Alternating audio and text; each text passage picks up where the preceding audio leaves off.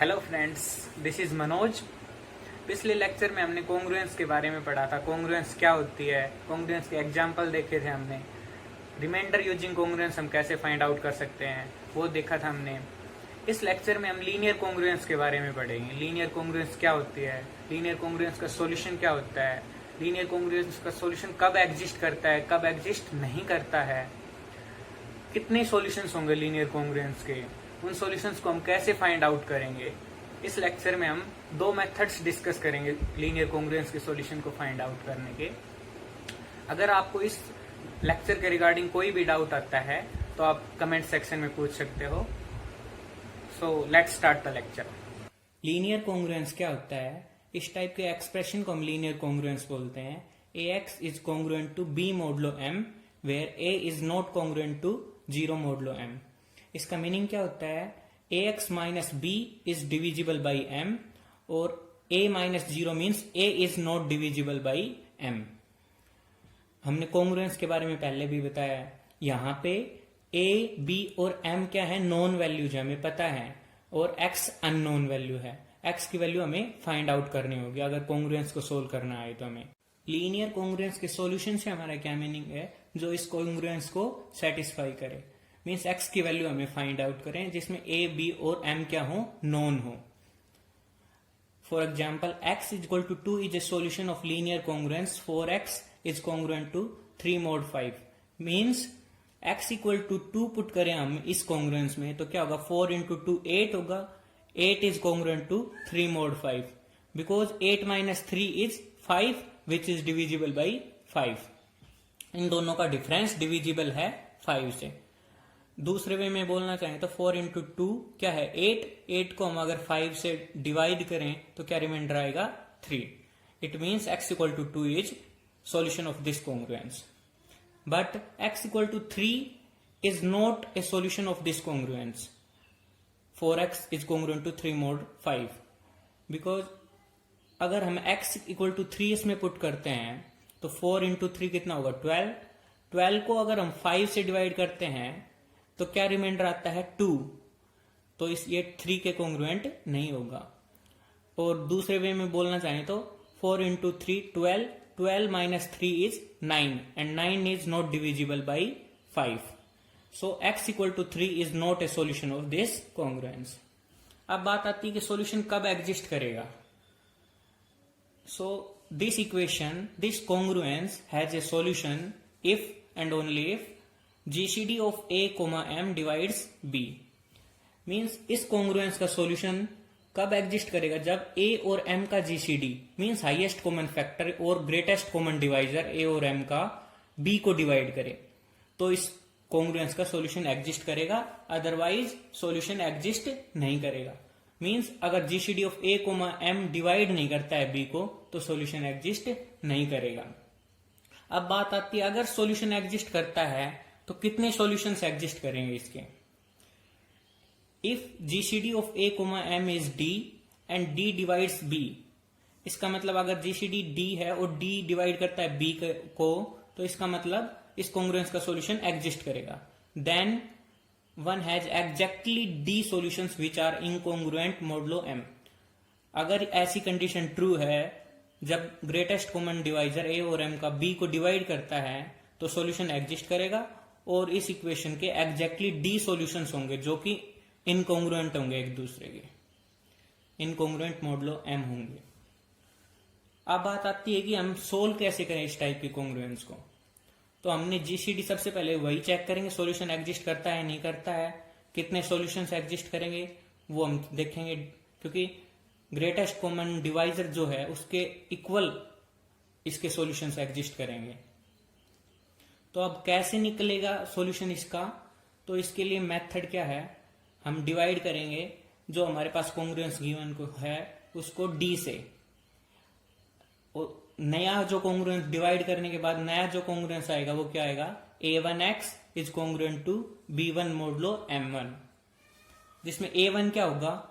a by d, b1 क्या होगा? b by d, m1 क्या होगा? m by d।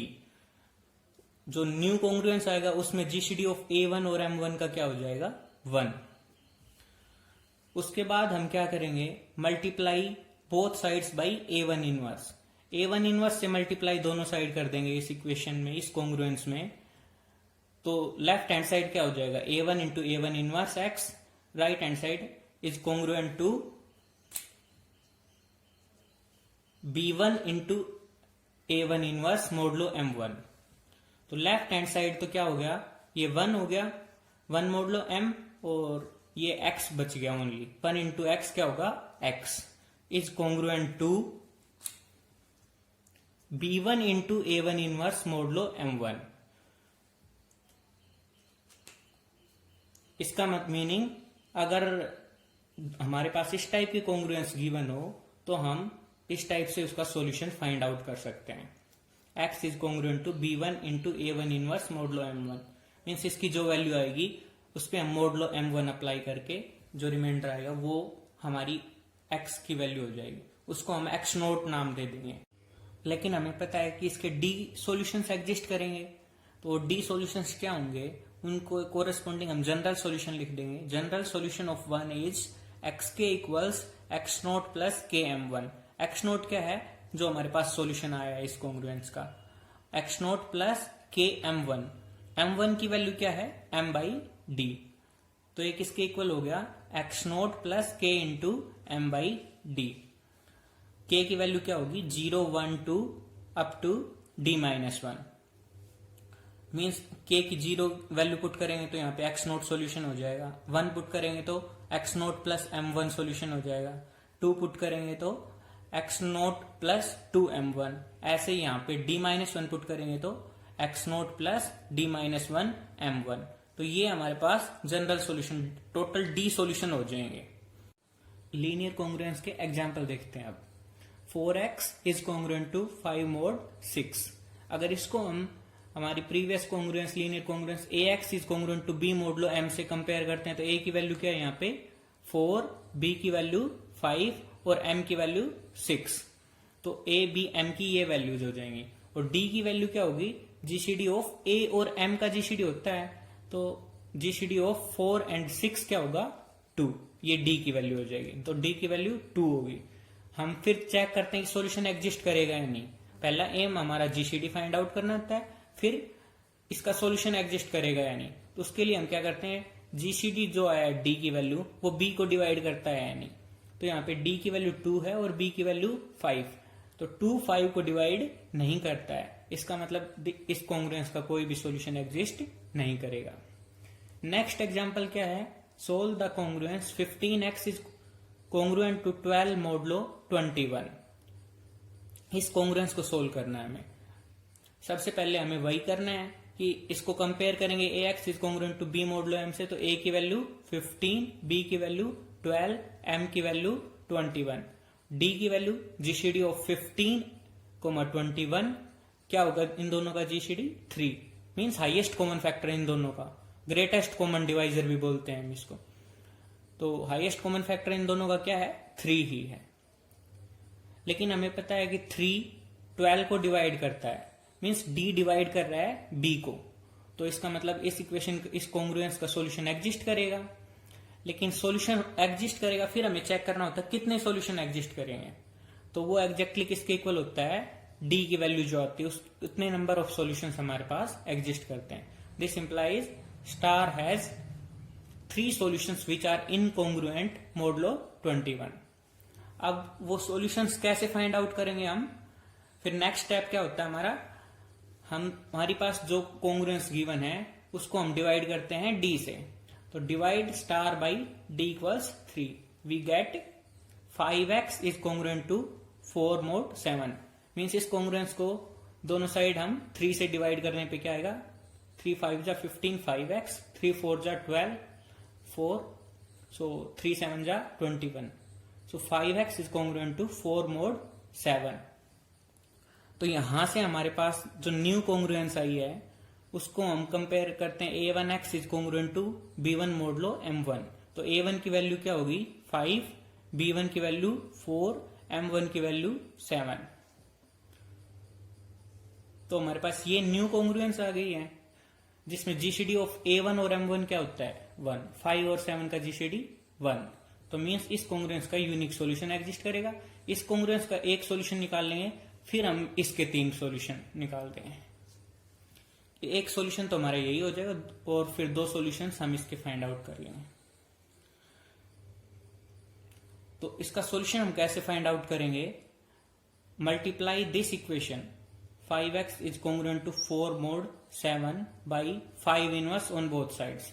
दोनों साइड 5 इनवर्स से मल्टीप्लाई करेंगे तो 5 into 5 inverse into x is congruent to 4 into 5 inverse mod 7। तो ये लेफ्ट हैंड साइड में 5 इंटू 5 इनवर्स 1 हो गया, तो ये 1 into x is congruent to 4 into 5 inverse mod 7। अब मेन बात आती है कि 5 इनवर्स क्या होगा। 5 इनवर्स को कैसे फाइंड आउट करेंगे हम? 5 इनवर्स है क्या? 5 इनवर्स मींस 5 को किस टर्म से मल्टीप्लाई करें और उसको हम 7 से डिवाइड करें तो 1 रिमाइंडर आए। मींस 5 को हम किस नंबर से मल्टीप्लाई करें और उसके बाद हम 7 से डिवाइड करें तो 1 रिमाइंडर आए। अगर कॉन्ग्रुएंस के वे में बोलना चाहें तो हम ऐसे बोल सकते हैं। तो 5 को हम किस नंबर से मल्टीप्लाई करें और 7 से डिवाइड करें तो 1 रिमाइंडर कब आएगा? जब 5 को 3 से मल्टीप्लाई कर रहे हैं हम तो क्या आ रहा है? 15। 15 को हम 7 से डिवाइड करेंगे तो क्या रिमाइंडर आएगा? 7 2 जब 14 और रिमाइंडर क्या आया? 1। मीन्स अब 5 इनवर्स की वैल्यू क्या हो गई है? 3। 5 इंटू 3 15 को 7 से डिवाइड कर रहे हैं तो 1 रिमाइंडर आ रहा है। तो 5 इनवर्स की जगह हम 3 पुट कर सकते हैं। तो ये किसके कॉन्ग्रुएंट हो गया? x is congruent to 12 modulo 7। लेकिन 12 को हम 7 से डिवाइड करेंगे तो क्या रिमाइंडर आता है? 5। क्योंकि 12 पे मोडुलो 7 अप्लाई करते हैं तो 5 आएगा, क्योंकि हम 12 को 7 से डिवाइड करते हैं तो रिमाइंडर 5 आता है। तो x की वैल्यू क्या होगी? x is congruent to 5 modulo 7। इसको हम x नोट, न्यू वैल्यू को हम x नोट नाम दे देते हैं। तो जनरल सॉल्यूशन हमारे पास क्या होगा? मींस जो बाकी बचे 2 सॉल्यूशंस क्या होंगे? जनरल सॉल्यूशन में सारे सॉल्यूशंस काउंट हो जाते हैं। वो क्या होता है? एक्स के equals x note plus k into m1। के की वैल्यू क्या क्या होती है? 0 1 और 2। 0 वैल्यू के कोरिस्पोंडिंग जो हमारा सॉल्यूशन आता है वही हो जाता है। 0 पुट किया तो एक्स नोट क्या हो गया? 5। अगर 1 पुट करते हैं के की वैल्यू तो x note plus 1 into m1। X note plus m1, m1 की वैल्यू क्या है हमारे पास? 7।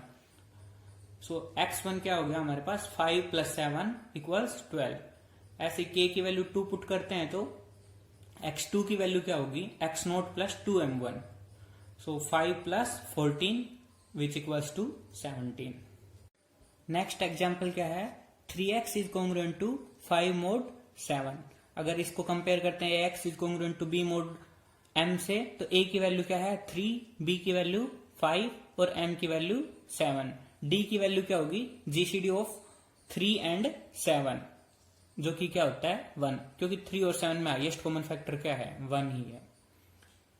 तो इसका सॉल्यूशन हम कैसे फाइंड आउट करेंगे? इससे पहले हमें चेक करना है कि सॉल्यूशन एग्जिस्ट करेगा या नहीं। जीसीडी डी की वैल्यू बी को डिवाइड करती है या नहीं? डी की वैल्यू 1 है, 1 5 को डिवाइड करता है, इसका मतलब इसका सॉल्यूशन एग्जिस्ट करेगा। और डी की वैल्यू 1 है तो यूनिक सॉल्यूशन ही होगा, एक ही सॉल्यूशन होगा इसका।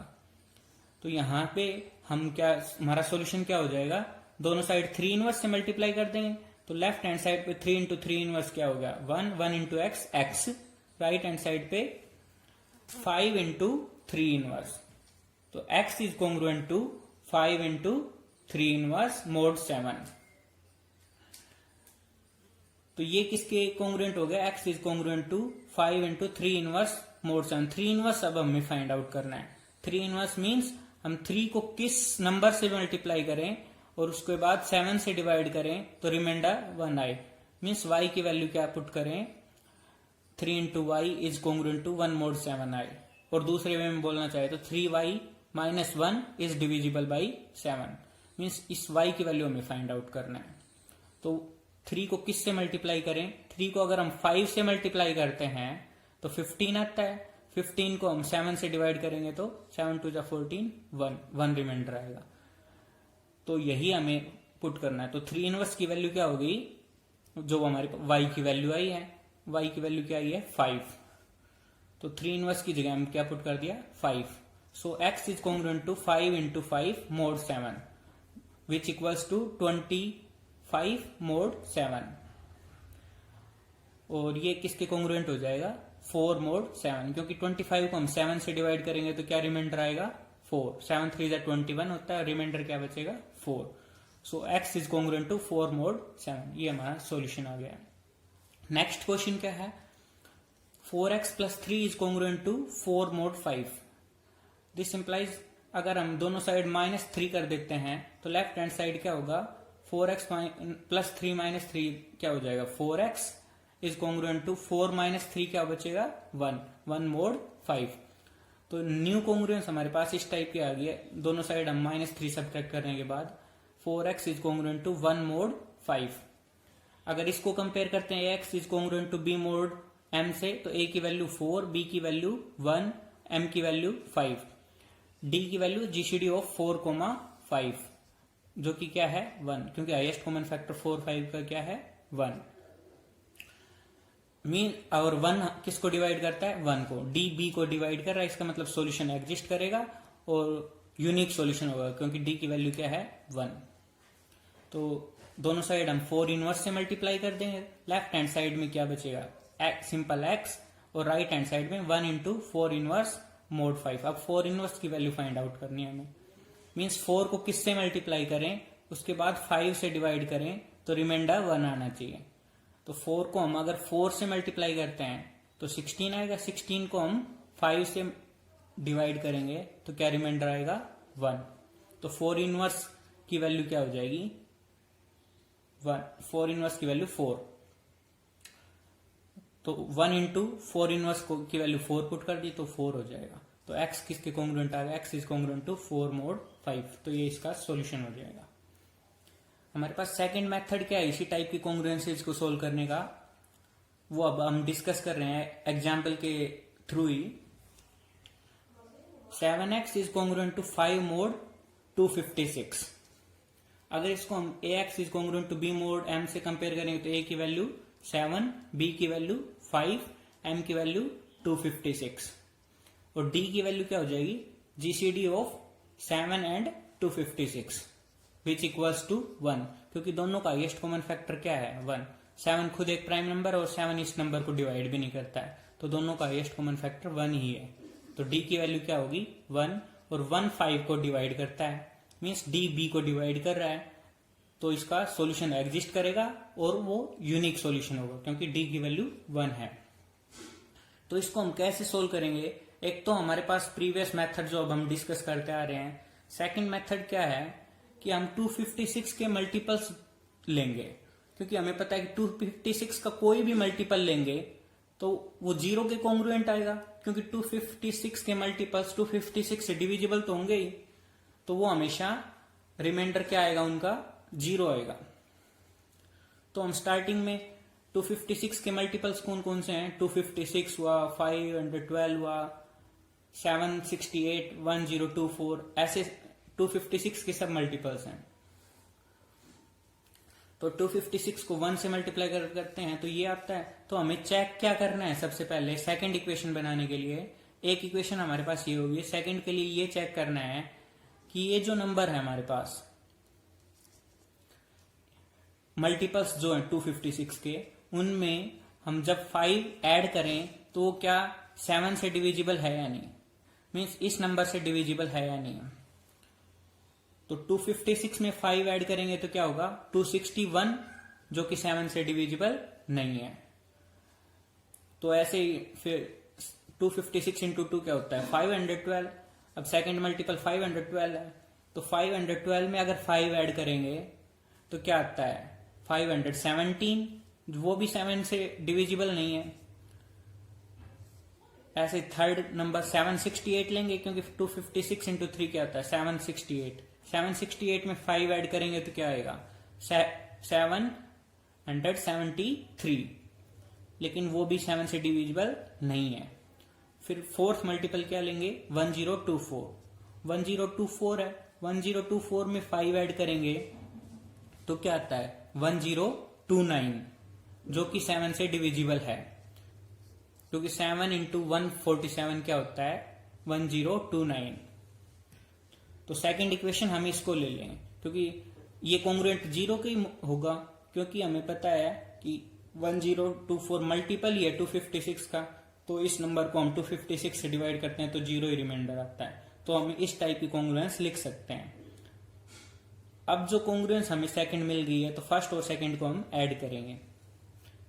तो एडिंग ए एंड बी, तो लेफ्ट हैंड साइड क्या रहेगी 7x प्लस 0, 7x ही रहेगा। राइट हैंड साइड क्या हो जाएगा 5 प्लस 1024, जो कि क्या हुआ 1029 मोड 756। दोनों साइड से हम 7 कैंसिल आउट कर सकते हैं, क्योंकि इसको हम क्या लिख सकते हैं 7 इंटू 147। दोनों साइड 7 इनवर्स से मल्टीप्लाई करेंगे तो 7 7 इनवर्स 1 हो जाएगा, तो ये 1x बचेगा और इस साइड क्या बच जाएगा 147। तो x is congruent to 147 mod 256। तो हम ऐसे भी सॉल्यूशन फाइंड आउट कर सकते हैं। इसी को हम प्रीवियस एग्जांपल पे चेक कर सकते हैं जो हमने अभी फाइंड आउट किया था, तो उसके लिए हम सोल्व कर सकते हैं कि ये मेथड वैलिड है या नहीं, उसको वेरीफाई कर सकते हैं जो अभी हमने सोल्व किया। तो इस टाइप इस कॉन्ग्रुएंस को हमने क्या लिख लिया था 4x is congruent to 1 mode 5। तो 4x is congruent to 1 mode 5। अब हमें क्या करना है 5 के मल्टीपल्स देखने हैं। 5 के मल्टीपल्स कौन कौन से 5 10 15 20 इस टाइप के मल्टीपल है।